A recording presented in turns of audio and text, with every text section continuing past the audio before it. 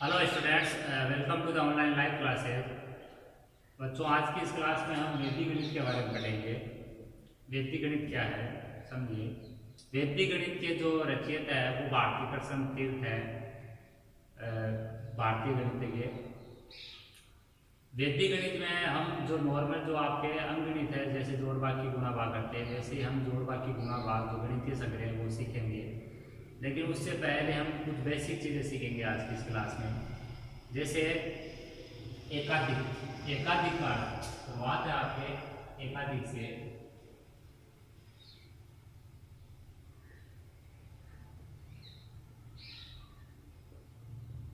एकाधिक का अर्थ क्या है बच्चों? एकाधिक आप नाम से समझ सकते हो। एकाधिक का अर्थ हो गया एक प्लस अधिक। तो एकाधिक का अर्थ है कि किसी भी संख्या के एकाधिक कहने का मतलब है कि उस संख्या में एक अधिक करना। ठीक है, एक अधिक। एकाधिक का अर्थ है एक अधिक से।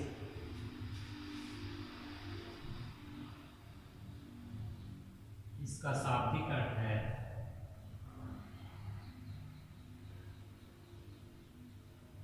दी गई संख्या के अंक में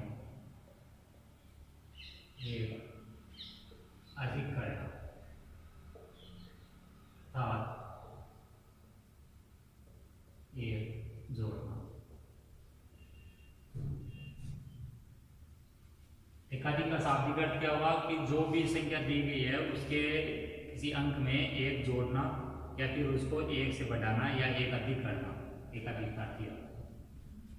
अब देखिए बच्चों, एकाधिक का जो चिन्ह होता है वैदिक गणित में वो क्या होता है, तो आगे लिख सकते हो आप। एकाधिक का चिन्ह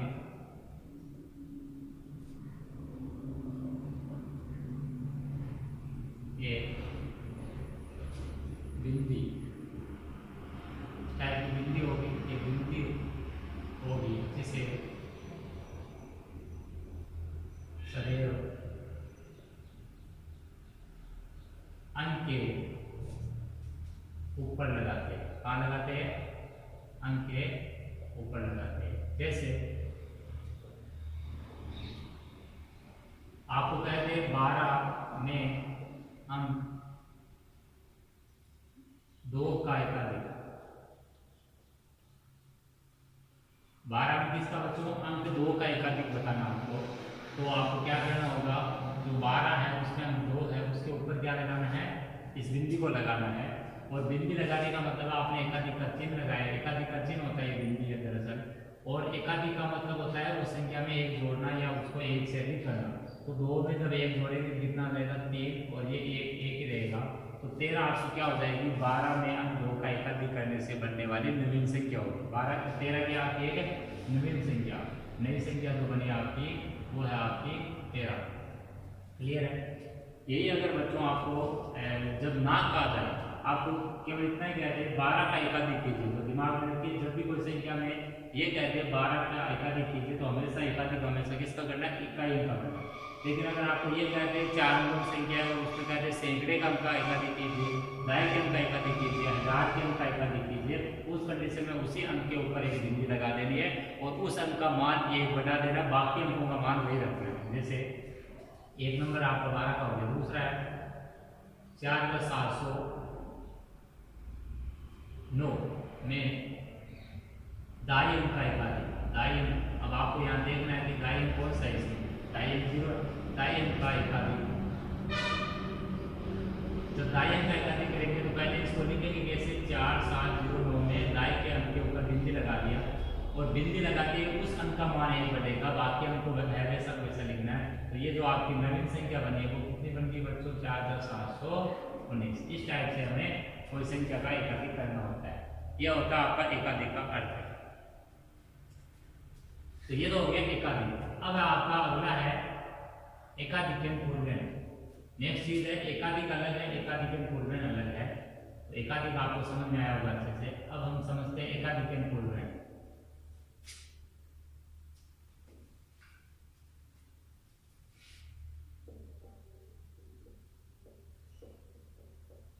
बच्चों ये जो सूत्र लिखा मैंने एकाधिक पूर्वण, ये आपका संस्कृत भाषा में लिखा हुआ सूत्र है, जिसमें एकाधिक का अर्थ हो गया आपका एक अधिक करना, और जिस अंक का कहा जाएगा उसी में एकाधिक करेंगे, यानी एक से बढ़ाएंगे उसको। अगर कुछ नहीं कहा जाएगा इकाई का एकाधिक करेंगे। और पूर्वण का अर्थ हो गया से पहले, जैसे मैंने कहा कि 323 है तो 323 में कह दिया मैंने 3 का एकाधिक पूर्वण। 323 में मैंने कह दिया 3 का एकाधिक पूर्वण। 323 में तो 3 डबल बार आया, आपको मैंने ऐसे कह दिया 312 में हम 3 का एकाधिक पूर्वण। तो बच्चों 3 से पहले का जो अंक होगा उसका पूर्वण एकाधिक का आपको एकाधिक करना है। एंड 3 से पहले क्या आएगा, कुछ नहीं है, 0 मान लिया, इसके ऊपर एकाधिक का चिन्ह लगा दिया, तो नेमित संख्या क्या बनेगी आपकी 13 12।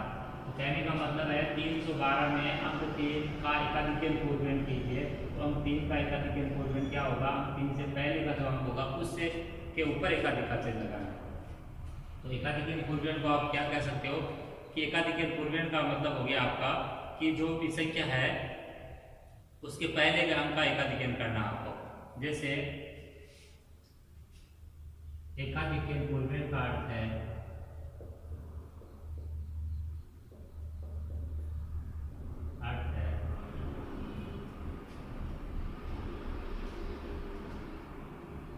दिए गए या पूछे गए, दिए गए या पूछे गए अंक से ठीक पहले वाले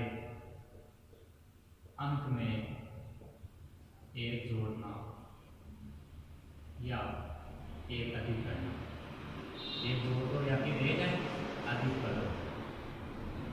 एकाधिक पूर्वण का अर्थ हो गया बच्चों की जिस अंक का एकाधिक पूर्वण पूछा है, जैसे 121 है या फिर 120 कह दिया, 120 में अंक 0 का एकाधिक पूर्वण पूछा है, तो 0 का एकाधिक पूर्वण का मतलब है 0 से ठीक पहले वाला जो अंक है उसका एकाधिक करना है। तो 0 से पहले 2 है, 2 का एकाधिक पूर्वण करेंगे तो 2 कितना बन जाएगा 3, तो संख्या क्या बन जाएगी 130 बन जाएगी। तो आप लिख सकते हो जैसे संख्या 120 में अंक 2 का एकाधिक पूर्वण बराबर अंक 2 का एकाधिक पूर्वण पूछा तो 2 से ठीक पहला वाला देखना, 2 से पहले 1 आए बच्चों, 1 के ऊपर हमें बिंदी लगानी है, तो कितना रहेगा, यह रहेगा आपका नवीन संख्या हो जाएगी 220। कितनी हो जाएगी नवीन संख्या 220 हो जाएगी।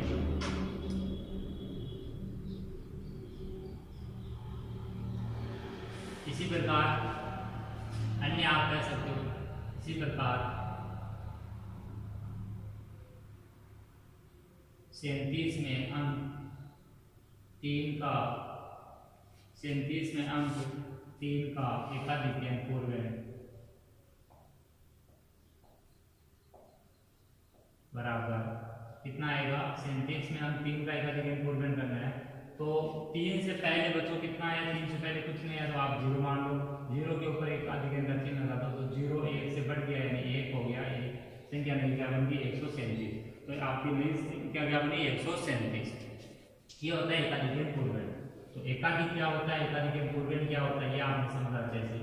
अब हम नेक्स्ट जो पढ़ते हैं वो है न्यूनयन, एक न्यूनयन। एकाधिक हो गया एक न्यूनयन।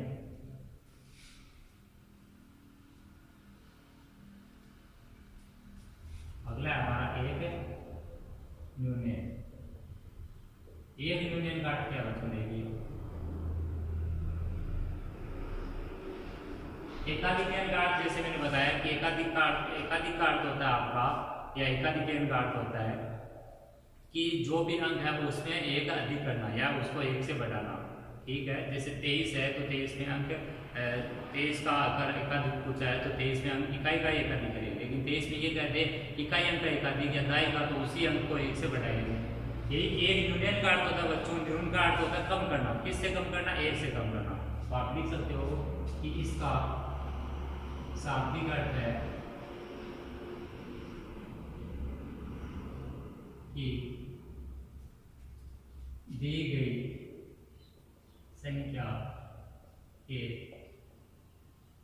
अंक में से एक कम करना, दी की संख्या के अंक में से एक कम करना। यूनियन का चिन्ह, यूनियन या एक यूनियन सोचो, एक यूनियन का चिन्ह, एक यूनियन का चिन्ह भी क्या होता है बच्चों? बिंदी।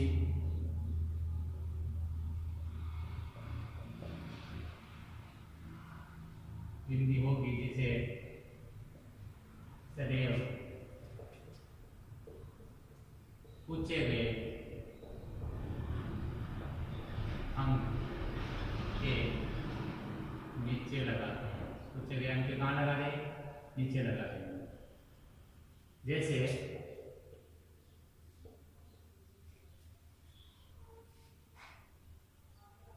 27 का एक यूनियन। अब बच्चों यहाँ 27 में एक यूनियन करना है, लेकिन जब कुछ नहीं कहा तो एक यूनियन हमेशा किसमें से घटाएंगे? इकाई अंक में से। तो 27 का एक यूनियन में आप 27 में 7 के नीचे बिंदी लगा दो, 7 में से एक कम करना है तो कितना हो जाएगा? 6। तो नवीन संख्या कितनी होगी बच्चों? 26। नवीन संख्या कितनी होगी? 26। इसी प्रकार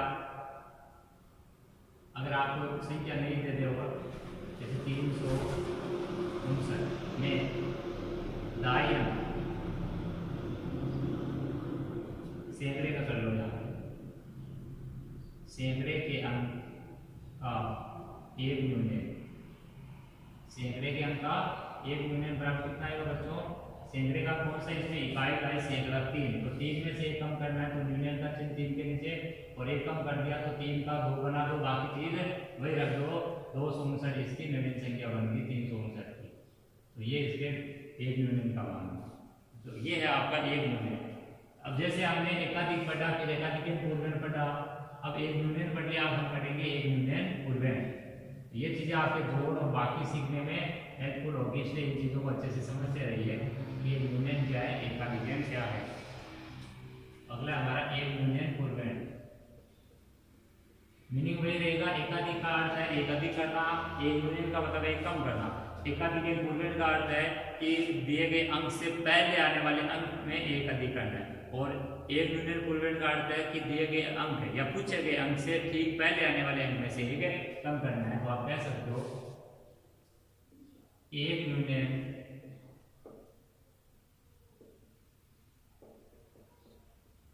पूर्वण में पूछे गए अंक से ठीक पहले आने वाले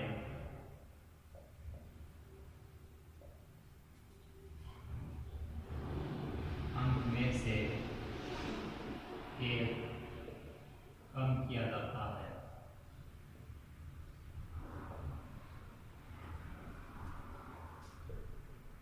जैसे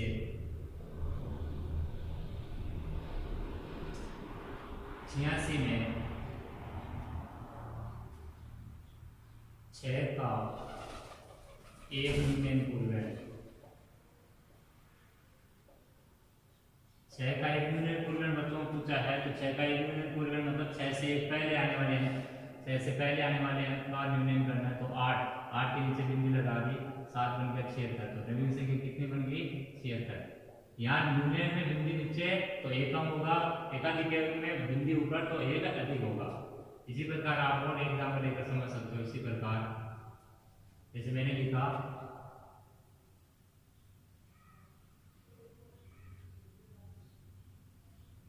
3250 में अंक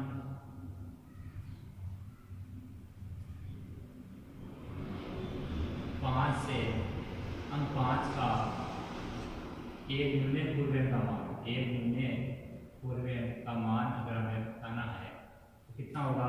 5 से पूर्व अंक कितना बच्चों? 2। तो 2 के नीचे बिंदी, बाकी चीज वही, तो कितना आ जाएगा? 2 का 1 बन गया, ये बन गया 3150। तो नवीन संख्या कितनी बन गई आपके? 3150। इस टाइप से हम एकाधिक पूर्वण, एक यूनियन और एक यूनियन पूर्वण को समझ सकते हैं।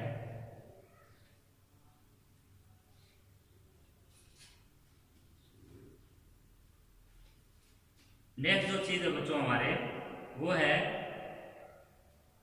परमित्रन। परमित्रन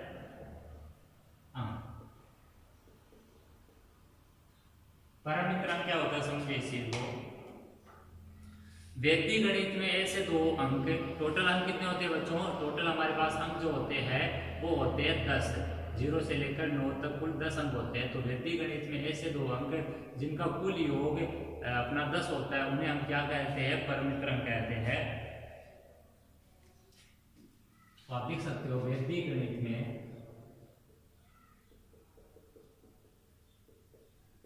ऐसे दो अंक जिनका कुल योग 10 होता हो, एक दूसरे के परमित्र अंक कहलाते हैं। अब नोट करके एक चीज याद रखनी है कि अंक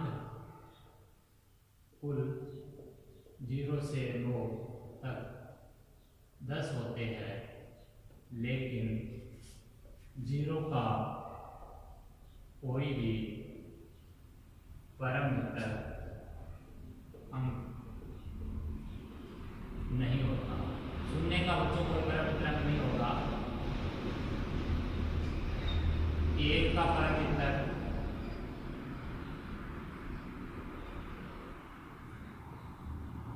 9, इसी प्रकार 1 का परमित्र 9, 2 का परमित्र 8, 3 का परमित्र 7, 4 का परमित्र 6, 5 का परमित्र 5 होता है। 5 का एक 5 जो है उसी का परमित्र 5 ही होगा, बाकी का सेम नहीं होगा। 6 का परमित्र फिर से आप कह सकते हो 4, 7 का फिर 3 और 8 का 2 और 9 का 1। ये आपका परमित्र है। 2 का परमित्र 8, 3 का 7, 4 का 6, 5 का 5, 6 का 4, 7 का 3, 8 का 2 और 9 का 1। ये परमित्र होते हैं आपस में।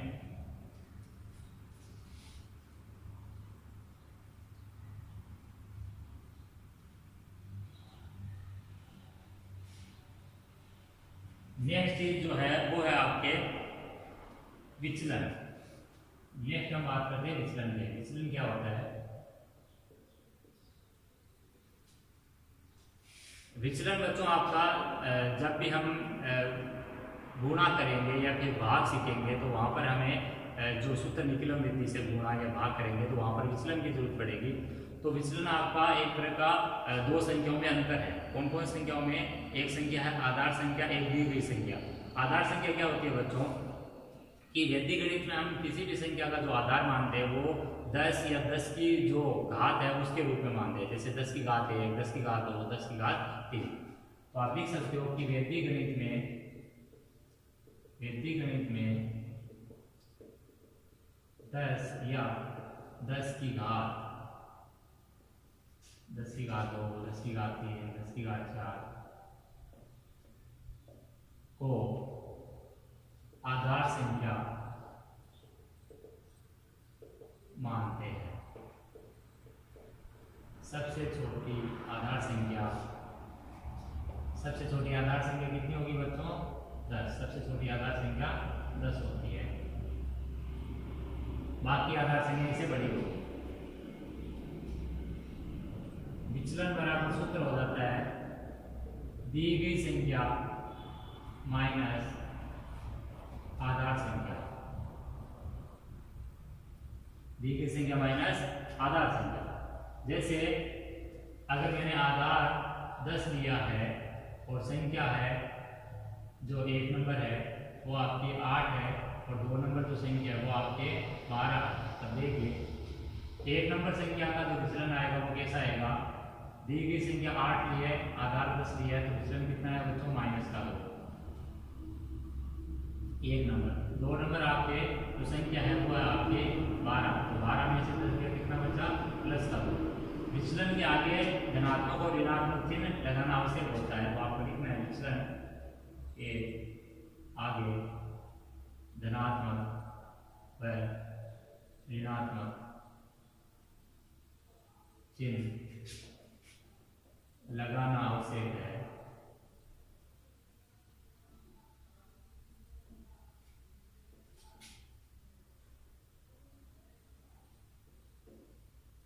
इसके अलावा आधार में जितने शून्य होते हैं, आधार में जितने शून्य होते हैं, विचलन में उतने ही अंक होते हैं, विचलन में नहीं अंक होते हैं। जैसे समझिए आप कि आपके मान लीजिए अगर बच्चों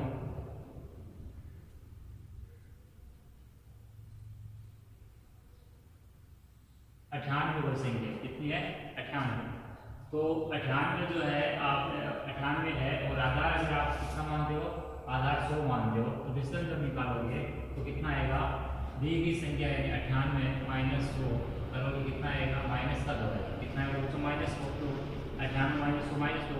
लेकिन आधार में कितने जीरो बच्चों 2, आधार में मैंने लिखा है कि आधार में जितने शून्य होते हैं उतने हम विचलन में होने चाहिए, विचलन में उतने अंक होने चाहिए। तो विचलन आपको माइनस 2 एक अंक है क्योंकि आधार में 2 शून्य है, इसका मतलब इसको 2 अंक का होना चाहिए, तो आपको क्या लगा देना होता है, आगे एक जीरो लगा देना होता है।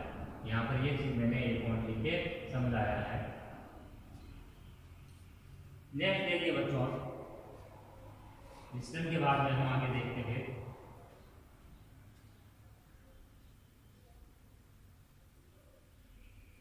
अगली जो चीज हमारे को है विनकुलम संख्या। कौन सी संख्या, विनकुलम।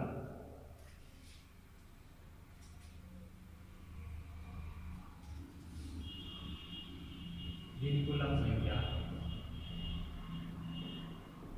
अच्छा विनकुलम संख्या क्या होती है, विनकुलम संख्या को आप रेखा बंधनी संख्या भी कह सकते हो। विनकुलम दरअसल है क्या, कोई भी संख्या पर जब बच्चों रेखा बंधनी का चिन्ह लगा देते हैं तो वो संख्या विनकुलम संख्या कहलाती है वृद्धि गणित में। लेकिन विनकुलम का एक्चुअल जो मीनिंग होता है वो होता है ऋणात्मक संख्या। तो कोई भी जो ऋणात्मक संख्या है उसको हम वृद्धि गणित में क्या कहेंगे, विनकुलम संख्या कहेंगे। किसी भी अंकगणित में लिखी गई ऋणात्मक संख्या, लिखी गई ऋणात्मक संख्या ओ वृद्धि गणित में विनकुलम संख्या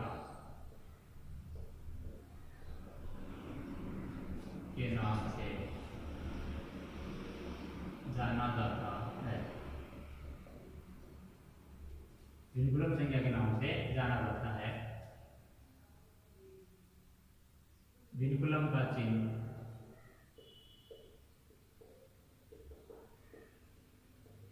विनकुलम का बच्चों ये चिन्ह होता है आपका, जो माइनस का चिन्ह होता है वो विनकुलम का चिन्ह होता है जिसे संख्या के ऊपर लगाते हैं, जिसे संख्या के ऊपर लगाते हैं। जैसे 34 है, इसके ऊपर ये विनकुलम, इसको रेखा बंधनी का चिन्ह निकाल लेते हैं, रेखा बंधनी का चिन्ह 34 के ऊपर अगर ये विनकुलम का चिन्ह लगा दिया तो इसका मतलब कितना बच्चों, ये माइनस का 34 है, ठीक है। यही अगर मैं लिख दूं 3 और फिर 4 के ऊपर विनकुलम का चिन्ह, इसका मतलब 4 मेरा माइनस का है, 3 मेरा माइनस का नहीं है। इसको मैं क्या करूंगा, इसे 3 विनकुलम 4 पढ़ा जाता है, इसे 3 विनकुलम है 4 पढ़ा जाता है। इसको तो हम विनकुलम 34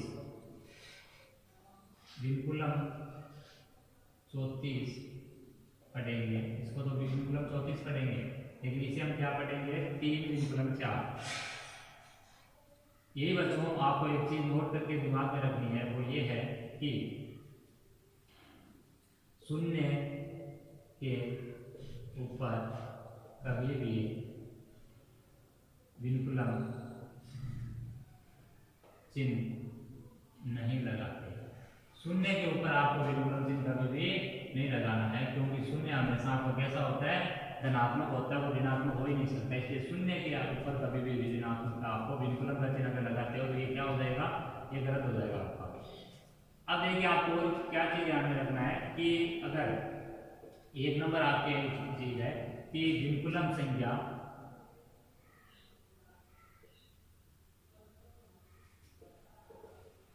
वह सामान्य संख्या, विनकुलम संख्या वह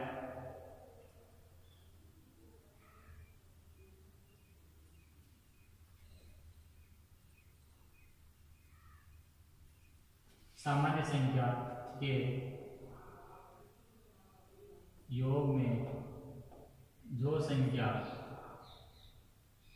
बड़ी होती है उत्तर उसी का होता है। जैसे 3 प्लस विनकुलम 8, मैंने कहा विनकुलम संख्या और सामान्य संख्या। विनकुलम संख्या आपकी विनकुलम 8 है, 3 आपकी सामान्य संख्या, जिस पर विनकुलम का चिन्ह है वो सामान्य संख्या आती है बच्चों। अब इनका अगर योग करें हम तो जो संख्या बड़ी है, इनमें कौन सा बड़ा है 8, उत्तर उसी का होगा। तो यानी कहाँ से निकलेगा, 8 वाली चीज से निकलेगा। तो यहाँ से कितना निकलेगा, क्योंकि विनकुलम का अर्थ हो गया है माइनस का, तो 3 प्लस ही माइनस का हो गया, और प्लस माइनस ही कितना बना बच्चों, -8, उत्तर कितना है -5। इसको हम क्या लिख सकते हैं, विनकुलम 5। जब भी गणित में हम कोई भी संख्या जो विनकुलम में होगी उसको सामान्य में बदलेंगे, सामान्य से हमारा उत्तर सामान्य में आएगा, सामान्य उत्तर को फिर क्या लगाएंगे हम, विनकुलम में। तो हमारा उत्तर किसका होगा, जो संख्या बड़ी होगी उसी का होगा, यानी 8 से हम उत्तर देंगे, नहीं कि 3 से।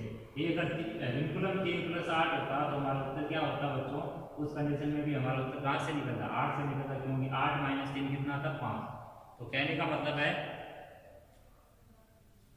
सामान्य संख्या और विनकुलम संख्या में जो संख्या बड़ी होगी उत्तर उसी का होगा। अगला जो पॉइंट है वो ये है कि किसी सामान्य संख्या में उसी का विनकुलम अगर जोड़ा जाए,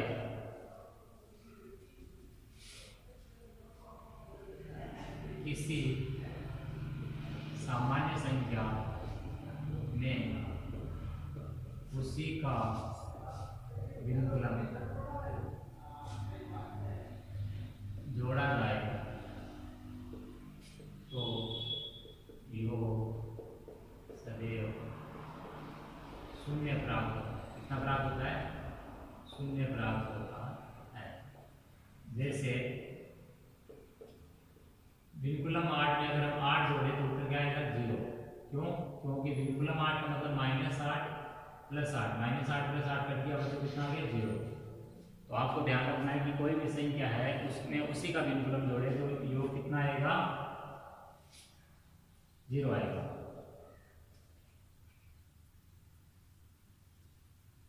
थर्ड नंबर पॉइंट है कि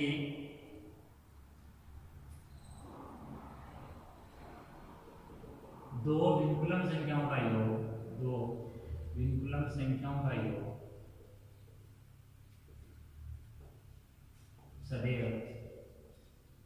कैसा होगा बच्चों, विनकुलम। दो अगर संख्या विनकुलम की है तो उनका योग सदैव विनकुलम होता है। जैसे विनकुलम 7 + विनकुलम 9 बराबर कितना है, विनकुलम का 16। विनकुलम 7 माइनस का 7 और ये माइनस का 9, कितना हो गया, -16। -16 को आप क्या लिख सकते हो, विनकुलम 16। तो दो संख्या अगर विनकुलम में है तो उनका योग सदैव कैसा आएगा, विनकुलम में आएगा।